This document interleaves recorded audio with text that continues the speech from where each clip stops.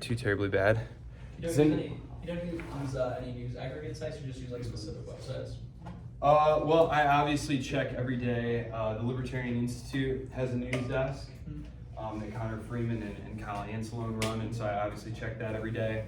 I always check the Mises Institute's Wire, which is a daily set of like commentary pieces. Obviously, the Libertarian Institute commentary pieces. But other than that, I read the corporate press every single day. That is where the opinion making happens, and as a member of the commentariat, I do need to comment on those things. I obviously check like the Reuters, Wire, Al Jazeera, Middle East Eye, South China Post, all those different things. I spend like probably 90 minutes a day reading news. Al Jazeera is the one funded by Qatar, right? It's my favorite one. Is it? It has very it has solid coverage. You know, it definitely gives you a different perspective on things than what you usually get. And it's good to have as comprehensive a picture as you can.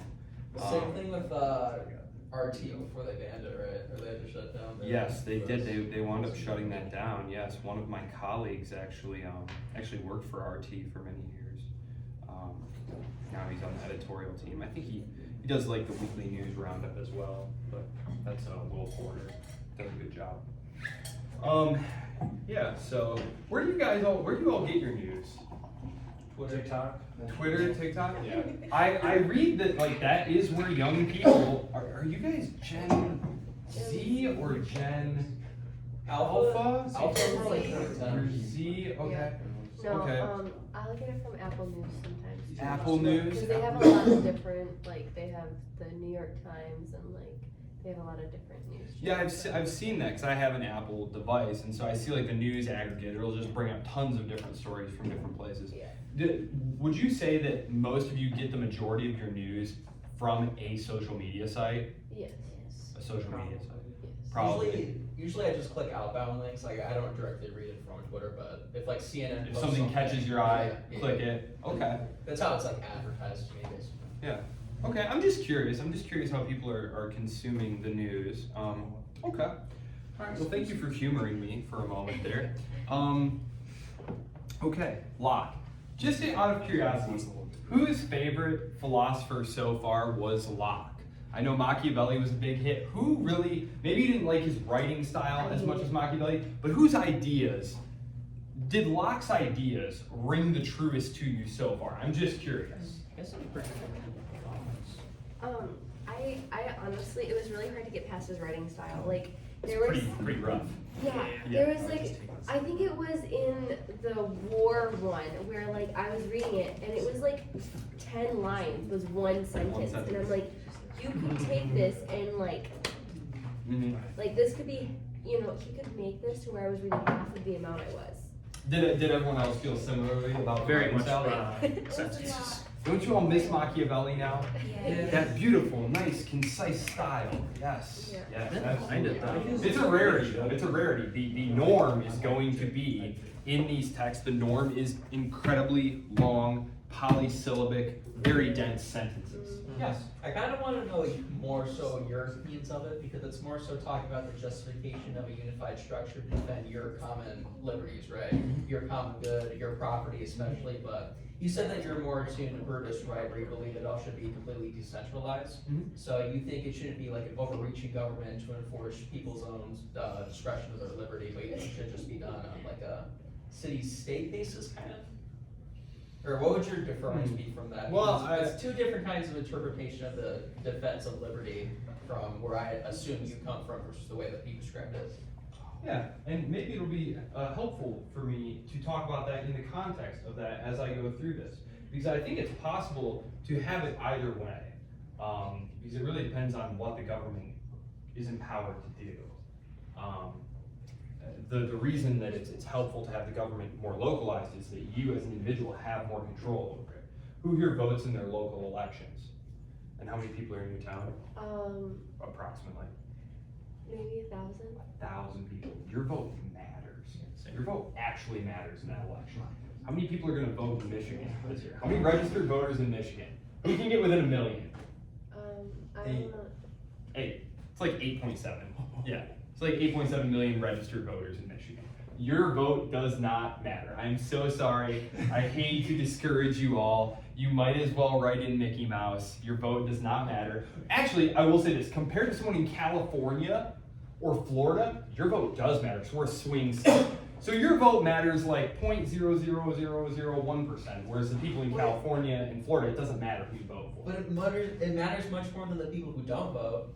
8 million people didn't vote in 2020 now. What did you say? 8 million people didn't vote in 2020 now. Yes, a lot of people do not vote. Yes, voter participation was pretty high. We had 70% turnout. That was the highest in, gosh, decades. It might be the highest in the century, honestly. I think that also is probably like a little bit inflated because like you get automatically registered to vote when you get your driver's license, so it's like not all people are going to take advantage of it. Yeah. And there was a lot of absentee mail-in balloting. So we'll see if those numbers hold up here in the current election. Yes. So do you think it's more important for people in to research and study and vote for people that are on like the state and like city government than like big federal government? Oh yeah, I mean federal government policy, your individual representative has nothing to do with it. They don't write the bills. They spend most of their time fundraising and trying to get media appearances. So then why do you think so many people care more about the presidential election when in reality the president doesn't really affect much of their lives, when who their governor is affects them more? Well, I would say this, the nationalization of politics, this was a strategy of trying to, in the 1990s, conflate all politics, whether it was local, state, whatever, with national politics, as a way of allowing the parties. Newt Gingrich, who was the GOP leader in the 1990s, pioneered this strategy of trying to make every political issue a national issue. And this was already kind of primed to happen because, of course, Congress had been doing less and less legislating. More and more was being done by virtue of the court rulings. More of it was being done by executive fiat. And that's because Congress is increasingly broken. It's just not able to function. So people say, oh, the courts legislate from the bench too much. It's because Congress won't tackle any difficult problems. Why does the president make all these executive orders? Well, it's because Congress isn't really doing anything. But what happens, of course, is then the next president is able to simply come in and rip up any executive orders they don't like and put their own in. And so it's not very good what's going on.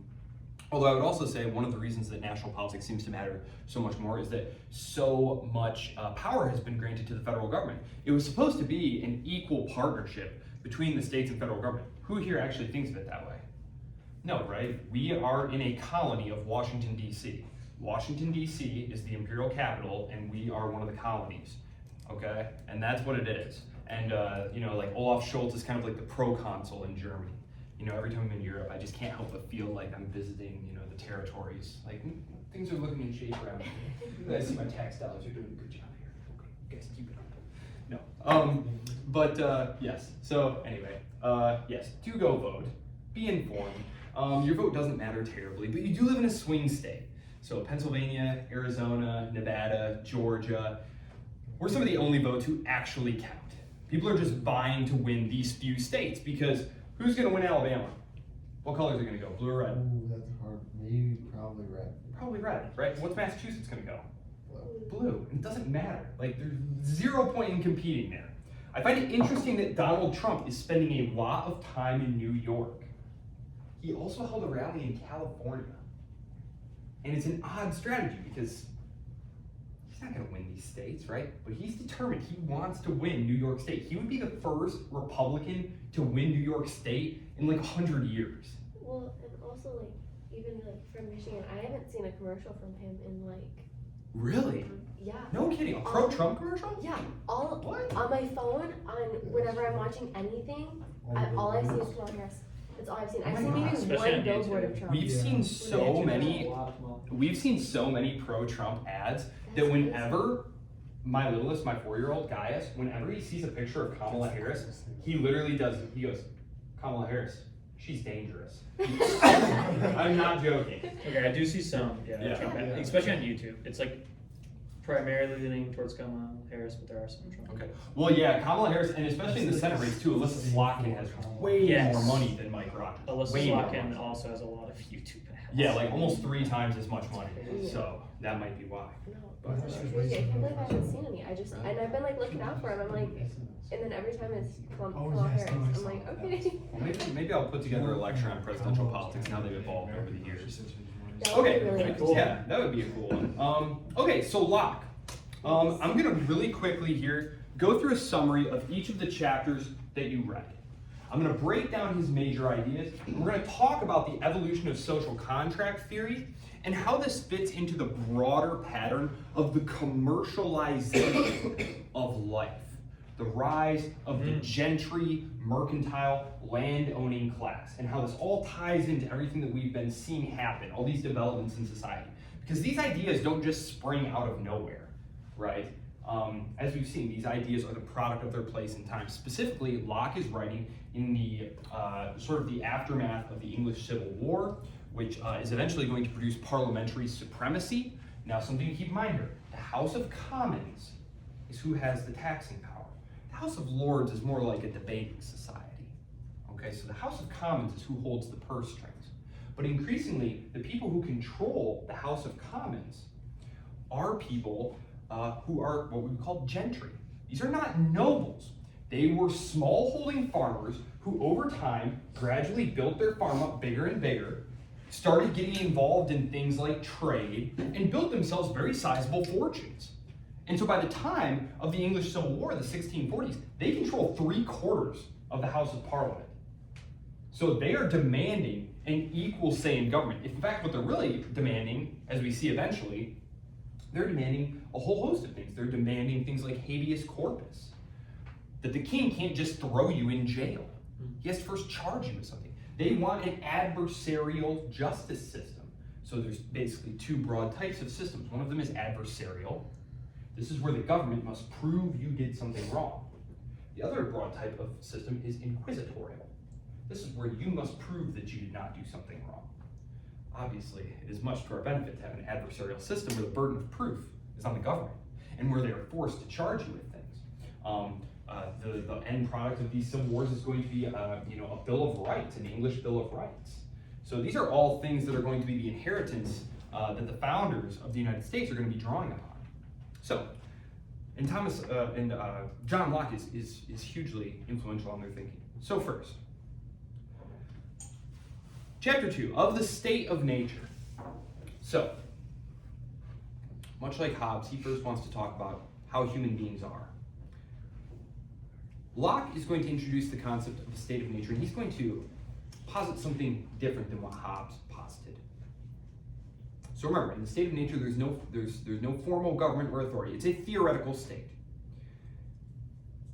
Locke proposes that in this state, all people are equal and independent, governed by a natural law. And he argues that natural law dictates that no one should harm another in their life, health, liberty, or possessions. And he holds that reason teaches us that all individuals have the right to protect their lives and property, and that they possess the freedom to make choices as long as they do not infringe on the rights of others.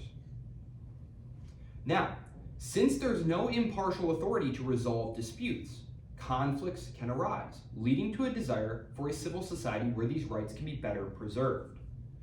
Locke's state of nature, then, is not a state of constant war, but rather a condition where individuals live in relative peace, albeit with the occasional threat of conflict due to the lack of formal governance. So it is not a state of all against all, right? Hobbes's expression, nasty, brutish, and short. The state of nature is a war of all against all. Locke is saying, no. Mostly people are just trying to protect their families, their lives, go about their daily business. Occasionally conflicts will arise, but these will be sort of the exception to the rule. For the most part, people are going to respect the rights of others and because they want their own rights respected. And they're rational beings, and so they will do this. Now, we can argue with him, of course. Hobbes certainly would have argued with him. The state of war. So, addressing this instance that will arise when there is a disagreement, Locke will define the state of war as a situation where one person seeks to exert force over another, putting their life, liberty, or property at risk. Unlike the state of nature where people live according to reason and the law of nature, the state of war arises when someone attempts to violate another's rights through force or aggression. And Locke argues that in such cases, the victim has the right to defend themselves. Oh, so sorry, I just made a typo there. The state of war, Locke believes, can exist both in the state of nature and in civil society, where an individual or government acts tyrannically. And this is going to be a critical distinction between Hobbes and Locke, as we see. So, it will arise when the aggressor fails to act in accordance with natural law, making force a necessary response. Locke emphasizes the importance of a just authority to mediate conflict and prevent the state of war from becoming pervasive. Okay, so let's just recall here. Right here in my pocket. For Hobbes being Locke, that's what we're going to do. Okay. So for Hobbes, once you gave your consent to be governed, remember, because they both agree there's a state of nature here, there's going to be disagreements that arise, and that you need an authority to arbitrate between disputes. Hobbes believed that once you granted that authority to your sovereign, you could not revoke it. Okay? Remember, we said that he wrote that if a group of nobles or gentry rebelled, that they were behaving immorally, unjustly, right? And that it was only later as more and more people joined in and eventually the sovereign lost their monopoly on violence, that then the later people who were joining weren't really actually in violation of any kind of principle of justice, because now there's no authority to do that. Locke is going to argue something contractual. So if you want to think of this as more of an oath, you are taking an oath of allegiance to a sovereign. Locke, though, is going to, in the language of commerce, in the language of the gentry, he believes it's more of a contract. And that if at any point your sovereign is not upholding, for example, the state of war, it can exist when individuals or governments act tyrannically, failing to act in accordance with the law, meaning the king is bound by law. Yes? Would you also say that it's a difference in like justification of the obligation in the first place, whereas your obligation is to the duty of the state, whereas Locke is more so arguing that because the state protects me and myself, it's more so on the basis of the state's obligation to me is to protect myself and my belongings, and that's where the contract is derived from? Yes, I think if I understand you correctly, yes. Yes. It is reciprocal. It is reciprocal in a way that Hobbes's is not. Or it's like, you would say that Locke is more so talking about like a cooperative form between Yes. people and the government. Very whereas much so. Hobbes is more talking about, yeah. Yes. And these are very subtle differences, but in the whole, once you add all these differences up, you see a very different form of government here. Of slavery, I'll address this one, because he did work for the East India Company. So, I believe it was the East India Company. It was one of the trading companies. He was very much involved in the colonial project. So let me just address this. Chapter 4 of slavery. Here, Locke is going to contend that slavery is actually a violation of natural law and of liberty. He defines slavery as the absolute arbitrary power one person exercises over another's life. According to Locke, no individual has the right to enslave another, as this contradicts the natural equality and freedom of all people. The only legitimate form of enslavement, Locke argues, is the result of a just war, where a person's life is forfeited due to their aggression or violation of others' rights. And this is something that harkens back pretty much to antiquity, right? That if someone were to aggress against you, invade your country, you defeat them in battle, you take their people as slaves. Obviously, the Romans were more going out and conquering, but they would argue they were conquering in self-defense. But we all know that Aquinas taught us that that's not correct. Even in this case, though, Locke argued slavery could only be imposed temporarily. And he strongly opposed the idea of perpetual or inherited slavery as being unjust. And his views did stand in stark contrast to the justifications of slavery that were prevalent at the time, which were initially religious. But in the 17th century, there's going to be an evolution in theories of acceptable forms of slavery in the colonies, and it's going to become racialized. And this is a process, I'm no expert on it. I can recommend you several books on the topic that I have read. But essentially, there is a move from justifying slavery on a religious basis because more and more of the native populations and the captured African populations are converting to Christianity. And this poses sort of a moral dilemma because you aren't really supposed to enslave fellow Christians. And so the justification gradually evolves into more of a racial justification, one that leans on what we would call like pseudoscientific things like race science, arguing that these are sort of lesser forms of humans, and so it is just to enslave them for that reason. So just a distinction there that you should be aware of property. Chapter 5, this is one of Locke's most important chapters, I think. Here, Locke explores the origins and justification of private property. And you're all like, oh, private property, of course. But I'm going to show you something here on the board in a minute. This was a radical idea that was being developed at the time. So he begins by asserting that in the state of nature, the earth and its resources were given to humanity in common. Okay? But individuals can claim ownership of property through their labor. So Locke's labor theory of property suggests that by mixing one's labor with something from nature, such as land or resources, one acquires a right to that property. He argues that this is a natural extension of self-ownership because you own your own labor. Therefore, you can rightfully own the products of your labor. Now, Locke places some limits on property acquisition. The exact phrase is, you can't use it without waste, and there must, quote, be enough and as good left in common for others. So basically arguing we need a broad distribution of property throughout society. Something that Jefferson also believed. He believed that the greatest safeguard to Republican government was just a bunch of small yeoman farmers who could just be self-sufficient property owners who didn't need anything from the government, really.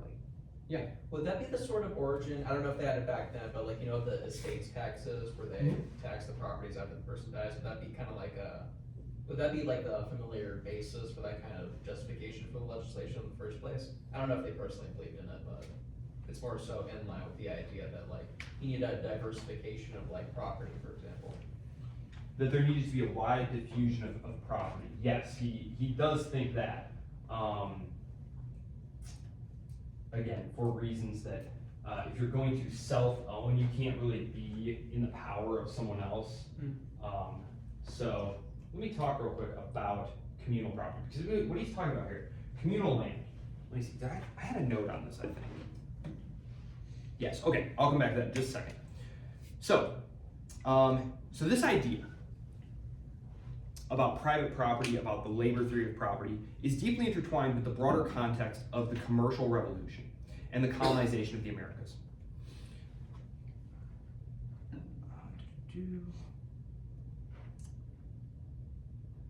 So, what are we doing? We're coming over ships, coming over to the Americas. There are wide expanses of land, okay? Now, there was something going on at the time called the enclosure movement in Great Britain. Actually, it wasn't called Great Britain yet. It will be soon, but still, let's just call it England so as not to infuriate any Scots or Irish who may be listening eventually. So, the enclosure movement. I don't want to really conflate these two things, but just so you're aware. This was taking place during Locke's lifetime, and it was very influential.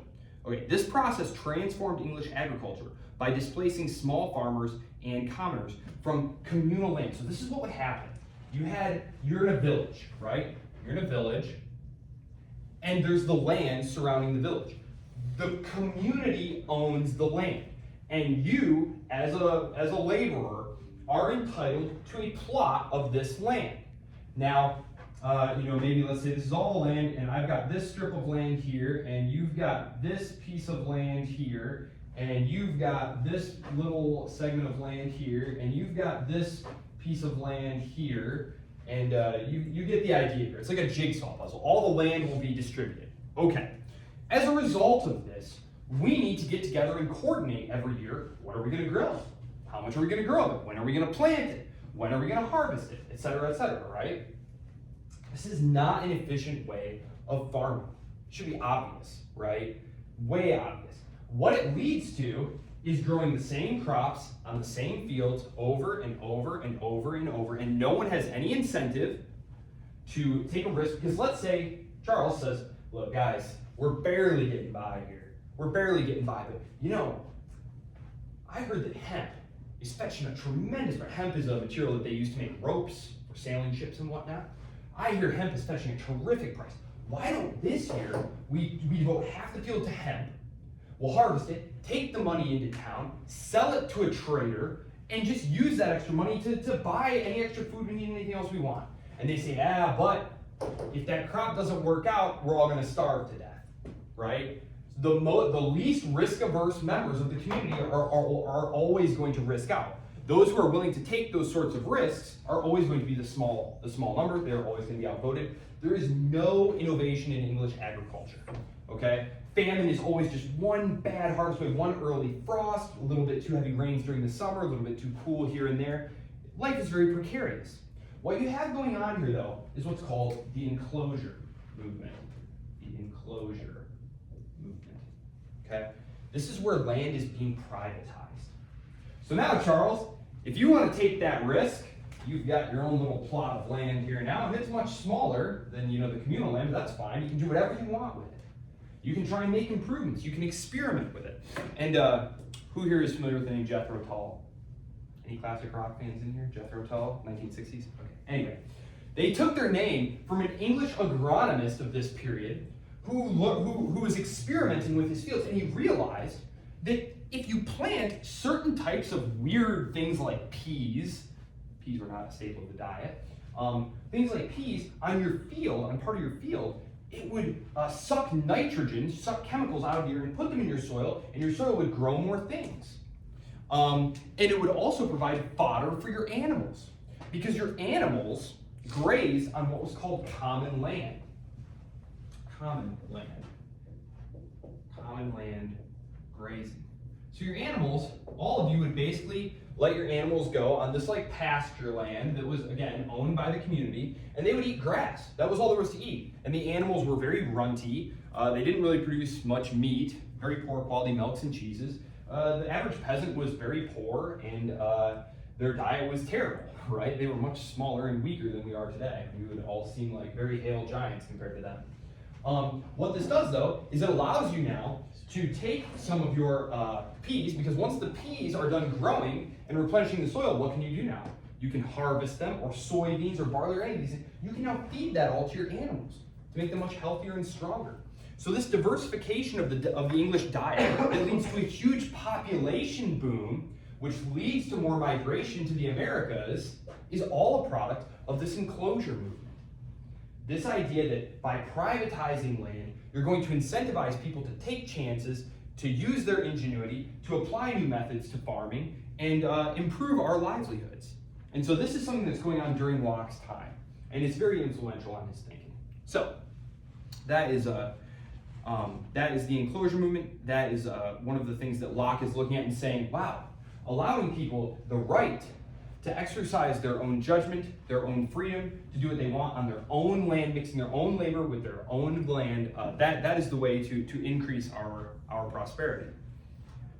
So that's sort of his foundation here. We're going to move now to politics, his political thinking.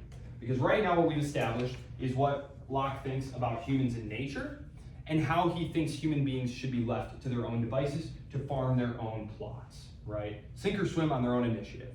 If you want to just grow the same old crops over and over and over, you should be free to do that. At the same time, people who want to take risks and be innovative should be free to do that. So, chapter 7 of political society, political or civil society. So, Locke defines political or civil society as a community formed through mutual consent, where individuals unite under a common authority to ensure the protection of their lives, liberties, and properties. Unlike the state of nature, where individuals judge and enforce the law of nature themselves, political society is created to establish a neutral and impartial authority.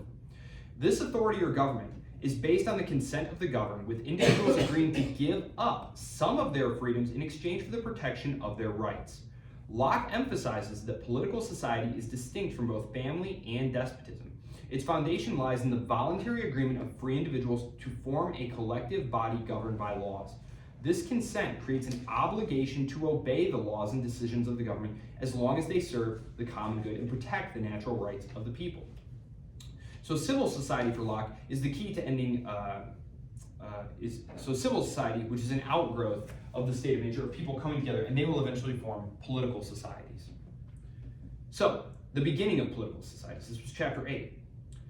In chapter 8, Locke explains how political societies are formed, and he begins by asserting that individuals in the state of nature must unanimously agree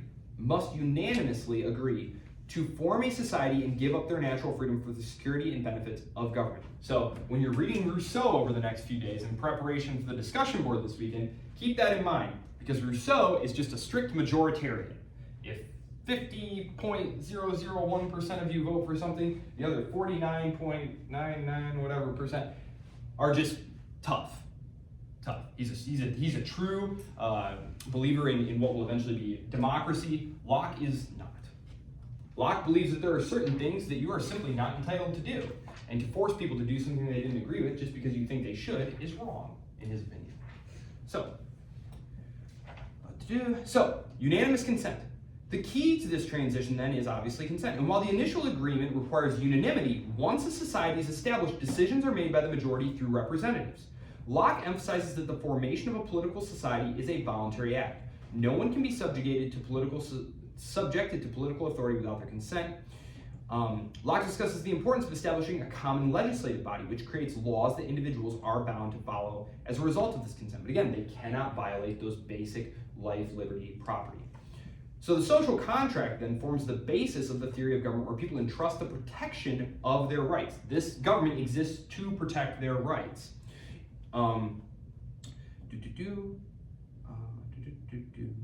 So, 9 of the ends of political society and government.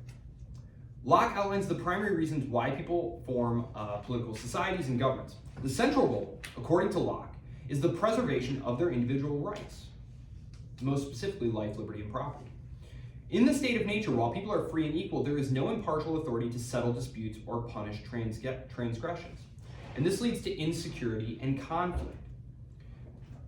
Thus, individuals consent to form government in order to enjoy greater protection of their rights and to have a neutral system of justice.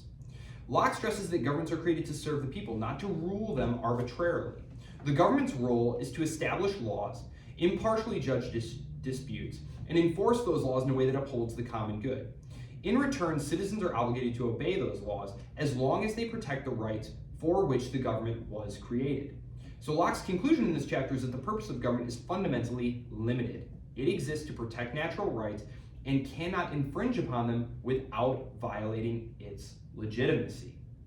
So, if they try to tax you arbitrarily, that would be a violation of your natural rights. You did not consent to that, and it is a violation because what are they taxing? They're taking your stuff, right? And you own yourself, which means you own the products of your labor, which are the things the government is taking via taxes. Does that all make sense? Okay, so, of the extent of legislative power. So again, he's talking about limits. Again, bear in mind, the American Constitution is a document that limits, especially the Bill of Rights, is a document that limits the powers of the government. It has really nothing to do with limits upon us. It's limits upon the government is what it's supposed to be. So Locke discusses the scope and limits of the legislative power within government. He argues that the legislative power is the supreme authority in any political society, and it creates the laws, and it safeguards people's natural rights. So again, he's writing this at a time when Parliament is basically placing itself over the king. Now, they're not going to say it that way. They're going to be sort of co-equals. But who has the power of the purse? It's Parliament. So what can the king do without Parliament? Pretty much nothing, right? So this is a huge moment, because at the same time, Louis XIV is placing himself, so we have absolutism, which will be dominant in France, the German states, how should I write that? Holy Roman Empire. Spain is sort of a mixed bag. I'll put it in there. It's close enough. Kind of a mixed bag there. Parliamentary or Republican government will dominate in England and Netherlands So we have two basically divergent paths here. In this case, Louis XIV, he's very famous for uttering, maybe it was an apocryphal phrase, it appears in all the books, but I am the state, meaning that the laws and the power, everything originates from me at the top. I am not bound by any laws. The nobles try to rebel against this when he is a child.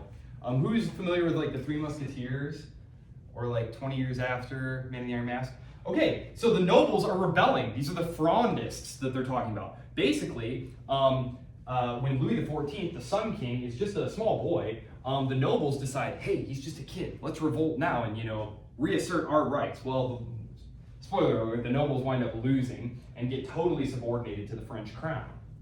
And so Louis has no partners in governance. So while here we have a partnership between the gentry, the king, the nobility, a real partnership, in places like France or the Holy Roman Empire, it's a little bit different. There are two different tracks of absolutism here. So in France, the king rules above everyone else. Okay, the nobles are completely subordinated to him. In the case of the Holy Roman Empire, it's a little bit different because the 30 Years' War, which we talked about, had totally sapped the strength of the emperor. And the nobles were very strong. It was much more of a partnership there than in France. But so we're basically talking about two divergent ways of ruling here. One is basically arbitrary government here, where the king can just proclaim rules and laws and use his army to put you down if you object, versus a cooperative or limited system of government where the government and the governing authority are bound by laws. And that is why the Americans, the British North Americans who revolt against the English government in London, believe that they are doing so rightly because Parliament is behaving unjustly. So they make a whole legal case about it. And I know most of you are familiar with American history. They make many, many legal arguments about why they are right and just to revolt, right? They're very convinced that their rights as Englishmen are being violated. So, whereas Louis would say, you don't have any rights if I don't say you have rights.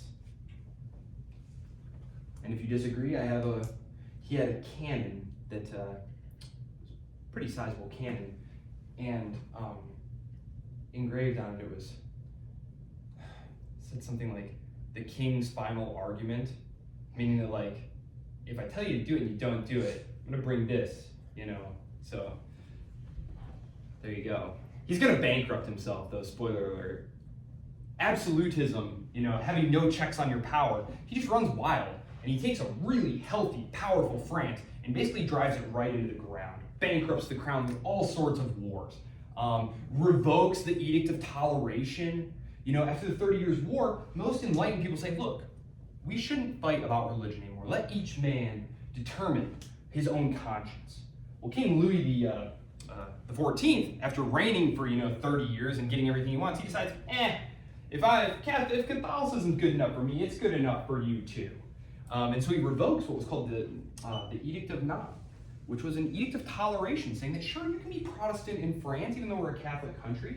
And what happens is all these Huguenots, who's heard of a Huguenot, all the French Protestants, they all leave. They take their money and their great ideas and everything, they all leave the country, making Louis much poorer. All the Protestant countries start ganging up on him. Some of the other Catholic countries jump in there too, and he loses like 4 wars, and bankrupts himself. So Parliament would never have allowed that. So, the extent of legislative power, yes. Yes. So in 11, Locke is discussing the scope and limits of the legislative power within government, because even though the legislative power is really the one who's in control, there are still limits on the legislative power. He argues that the legislative power must operate within the confines of natural law, meaning it cannot arbitrarily take away your life. What was it called? Letters of cachet. This is basically where they would just vote that you're guilty. So instead of having a trial, this happened during the English Civil War. There was a minister they didn't like, and they couldn't prove that he was guilty of anything. He gave a brilliant defense of himself. His name is escaping me. But they instead decided, okay, this isn't going well. Huddle up, guys. Okay, we're just going to vote. And they just voted that he was guilty. Sheep. Killed him. So that's one of the things that the American founders made sure was not allowed. You cannot cashier anyone. It's just not allowed. You can't arbitrarily take away their life just by voting. You can't violate their liberty or property. Second, laws must apply equally to all members of society, including those positions of power. And again, this is one of those really fundamental things, the rule of law, that no one is above the law. So again, this is a very important concept that we're going to inherit. Let's see if there's anything else I want to say here. Yes. 12. Of the legislative, executive, and federative power of the Commonwealth. So Locke discusses the different branches of government that exist within a political society. And he divides them into three main powers: the legislative, executive, and federative. The legislative power is the supreme authority, as we've already talked about, and it's responsible for making all the laws that reflect the will of the people and protect their rights. However, Locke emphasizes that the legislative cannot act continuously, which necessitates the existence of an executive power. But their job, their role, is only to enforce the laws and rules that the legislative body has already made. So, the federative power, then, deals with foreign affairs, treaties, war, and it will manage relations with other states. So, Locke argues then that the executive and federative powers can be combined because they both involve a lot of execution. Not like this kind of execution, but like the doing things execution. And this is something that we see today in our own government. Who is granted the power in the Constitution to deal with foreign policy? It's mostly the executive. It is mostly the executive. And the idea was, sure, allow them to manage relations. They can't go to war without a declaration from Congress, and they can't get funds for a war without Congress. So that's why it was seen as okay to do that. Separation of powers. This is an idea that we're going to go into more here. You see here a separation of powers, but we're going to talk about that more in the context of Montesquieu and his spirit of the laws, because this is really what they're going to draw on in the American context, which of course is the most important context in the whole history of the world, as you all know. Chapter 13, of the subordination of the powers of the Commonwealth. So here, Locke is interested in clarifying the relationship between the different powers of government. This is something that, again, we're going to go through more when we talk about Montesquieu, but he's going to establish that, look, the executive and federative powers are going to be supportive to the legislative, but they need to be endowed with the ability to act in an emergency. This is something that we've been very lucky and insulated from for a very long time, because we have no pressing national security issues. But you have to think of, England being a very small, exposed island off of, the shores, a very short sail away from, the most violent place on earth, constant warfare. So he recognizes that, look, sometimes the executive authority is just going to need to have the discretion to act without us all getting together and arguing about it for several months. So, pretty much all constitutional arrangements have this kind of state of exception, right? The state of emergency. Of tyranny, 18, almost there.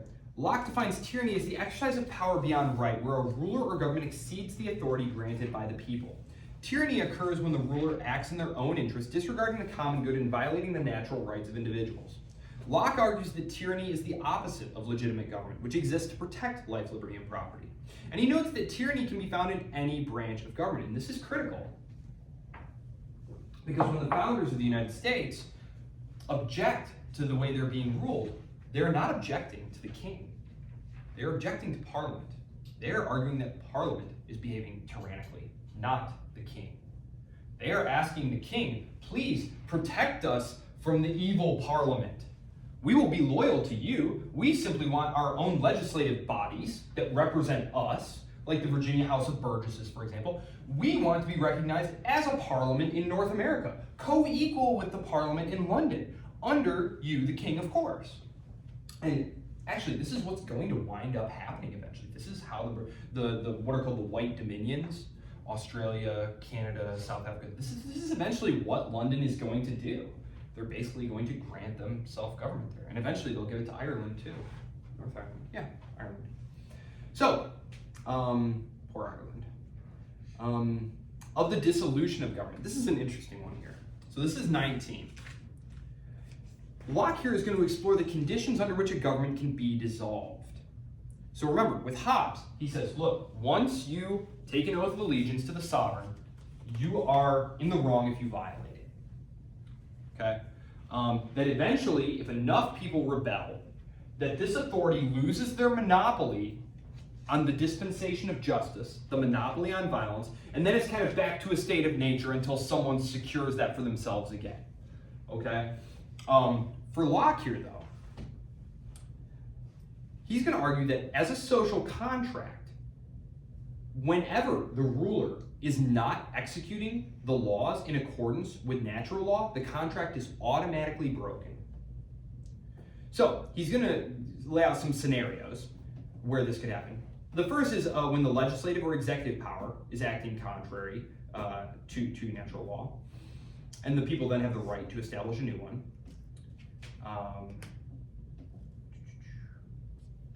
Yes, this is an important point though. Locke is going to warn though, and this is similar to Hobbes, Aquinas, pretty much all the people who lived through a revolution, that even when a government is acting tyrannically, one should still be very careful in unleashing political and social upheaval and revolution, and should be very careful not to make sure that they wind up with a worse tyranny than they did before. I want to spend our last 10 minutes here talking about these differences between Locke, between Hobbes, introducing Rousseau's social contract, because I don't want you to go into that one completely blind here, and then just kind of give you a little bit of background on Rousseau, and then I'll give you the readings for this week, which I will, as always, put up on I want to say Blackboard, it's Brightspace. So, let's just refresh our memory here real quick. Leviathan, 1651, Thomas Hobbes, he's got the pessimistic view of human nature. Life in the state of nature is solitary, poor, nasty, brutish, and short, because humans are driven by self-interest and prone to conflict. And to escape this violent existence, individuals agree to surrender their natural rights to an absolute sovereign. So Hobbes' theory is centered on the necessity of a strong, centralized authority to prevent chaos. And he argues that once individuals consent to a government, they forfeit their right to rebel, even against a tyrannical ruler. For Hobbes, maintaining peace and order is more important than preserving individual freedoms. Okay, so 1651, right in the throes of the Civil War. Very understandable. Locke's second treatise of government, written in 1689, which I believe is the year of the Glorious Revolution, when they usher in parliamentary government, parliamentary monarchy. He offers a much more optimistic view on human nature and government. Locke argues that in a state of nature, people are rational, free, and equal, governed by natural law, which dictates that they should not harm others in their life, liberty, or property. However, because individuals cannot always impartially judge disputes, they agree to form a government through mutual consent. Unlike Hobbes, we just heard Locke insists that government is a fiduciary trust to protect natural rights, and if it fails to do so, people have a natural right to revolt. So Locke's emphasis is on limited government, the protection of property rights, and the right of rebellion. And this contrasts very sharply with Hobbes' belief in absolute sovereignty. Just your reminder about Hobbes, he is not arguing for the divine right of kings. He is simply arguing from a rationalist standpoint that this is the best way to go about things. In the social contract, Rousseau, who's writing in 1762, so you can see we're jumping forward here about 80 years, and we're jumping across the channel to France. We've been in England for the last couple of weeks. Hobbes is going to agree that political authority arises from a social contract. But Rousseau views the state of nature as an idyllic, peaceful existence, which is then corrupted by the development of society, property, and inequality. Rousseau argues that legitimate government must be based on the, quote, general will of the people, with individuals fully participating in self-governance. For Rousseau, true freedom comes from submitting to laws that one has had a hand in creating. And the general will is what is sovereign. Unlike Locke, who emphasized individual rights and property, Rousseau is more concerned with collective freedom and equality. And his vision of government entails much more direct democracy and communal decision-making, which of course contrasts sharply with Locke's emphasis on limited representative government. So, a little bit about Rousseau.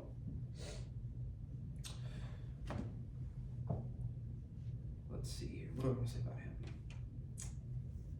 He was actually born in Switzerland, but like all the authors we've been reading, he was given an education in the classics, which of course was Greek and Roman. He winds up living in Paris, and he winds up meeting key Enlightenment figures like Diderot and Voltaire, who were in the process of doing this very cool Enlightenment project, which was gathering together all the human knowledge they were aware of and putting them in books. We've now moved well beyond the age of movable type. It's been invented now, and it's rapidly proliferated. And Protestantism really helps this, because what is interesting about Protestantism?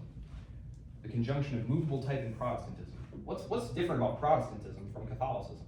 Who's the key authority in Protestantism? Oh, you mean like the Bible and The itself? Bible. The Catholic Church said the Pope. The Pope is the ultimate authority, and if the Bible and the Pope disagree, the Pope is correct. So the doctrine of papal infallibility.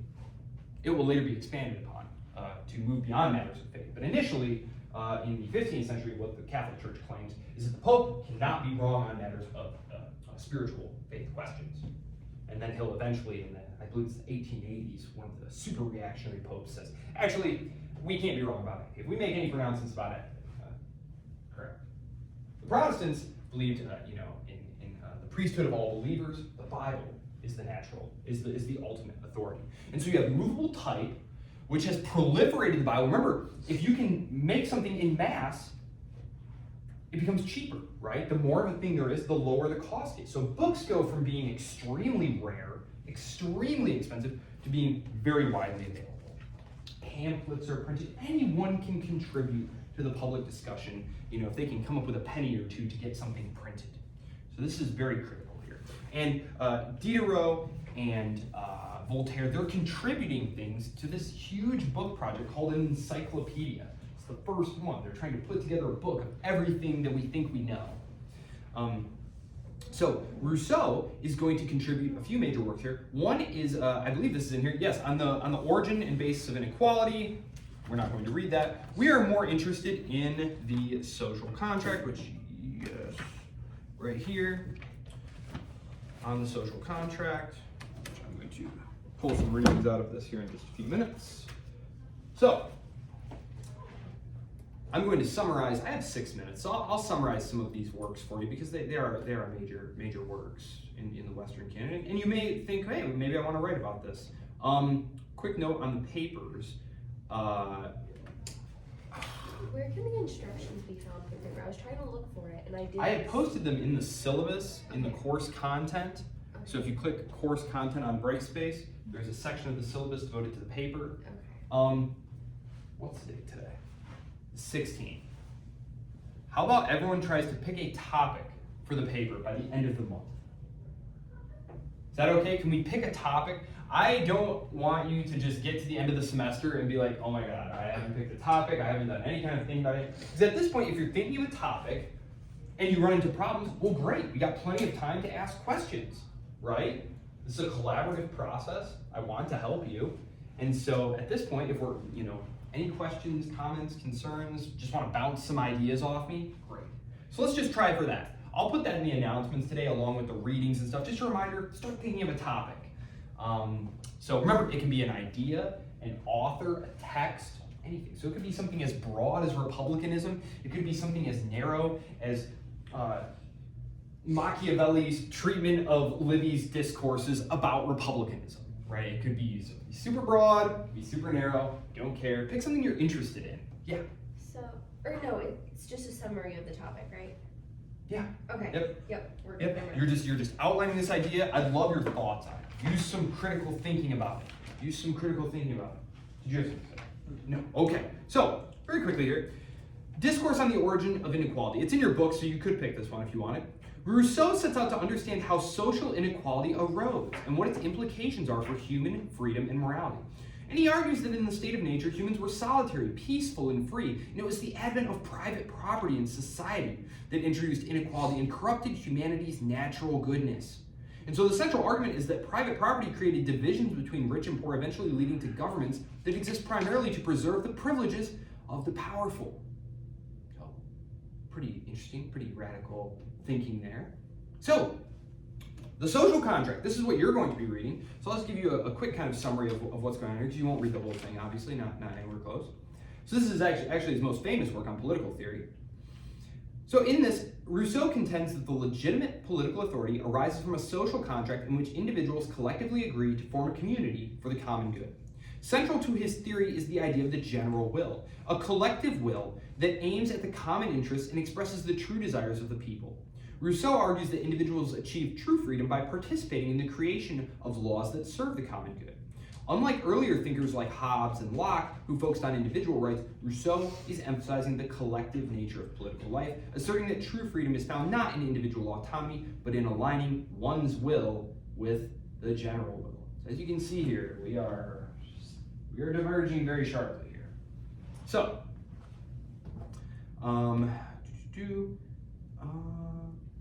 lots of his works were banned. As you probably are not that surprised to hear, many of his works were banned in France. He wound up living in exile quite a lot because he was chased out of the country. His work is going to be very influential, though, on French intellectual life, including on those who will eventually overthrow the monarchy in 1789. And especially, I should say this, not necessarily in 1789, because there are generally thought to be two revolutions in France. So essentially, a revolution in 1789, which is conducted by sort of the enlightened members of the nobility and the commercial class who just want a political revolution. They want representative government. And then there is a later social revolution, which is instigated in 1791 by people like Robespierre, Danton, who are seeking to completely overturn the social order of society. So, very interesting. And this is ultimately going to be put down by the Directory, and using Napoleon specifically. And Napoleon will be embraced as a means of bringing order and stability back to French society, which that's getting a tiny bit ahead of ourselves, but not very. So, any questions? Any questions on anything that we've talked about today? Okay. Of the social contract, it's broken down into books, but they're basically subheadings within each one. I'll tell you what, I will just put it up on Blackboard, what the readings are, because I feel like that is what you all prefer anyway. So there's no need for me to rattle off all of these, because they're very, very short. I mean, some of these are like 200, 300 words. So there's like a dozen of them that I'm gonna have to read. So. Okay. Discussion board for this weekend. I'll probably put that one up probably tomorrow. None of you will be in a position to make a discussion board post tonight because it will be about your thoughts on the differences between Locke and Rousseau. And I'm going to ask you to pick which side you come down on. There will be no right or wrong answer there. I'm obviously a Lockean, but there will be no penalties for being a fan of Rousseau. Okay. What time are you thinking you're gonna post The discussion board? No, the book reading, just cause. As soon as I get back, Okay. I'm going to post all of those so that you will all have them within the hour. The lecture will be up under announcements. I'll include in the announcement a reminder to be thinking about topics. And then probably late tonight, early tomorrow, I'll put up the discussion board prompt. It will just be a single prompt for you each to respond to me, and it's basically going to be asking you your thoughts on these two conflicting ideas about political order. Because I'm a little putting at practice, and I usually read my political theory stuff. Okay, great. Like I said, I will put that up as soon as I get back. Because I'm running and I'm not getting anywhere, so might as well read. Okay, yeah, sounds good. Have a great weekend. Okay, yes, you as well. Yes, I won't see you all until Monday. I'm so sad. Yes.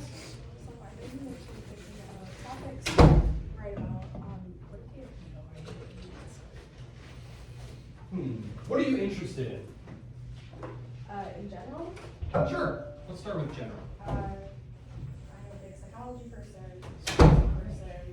Okay, how about, just throwing this out there, we've heard a lot of ideas about how people naturally are, and that these inform people's political theories. Writing about the differing ideas about human nature.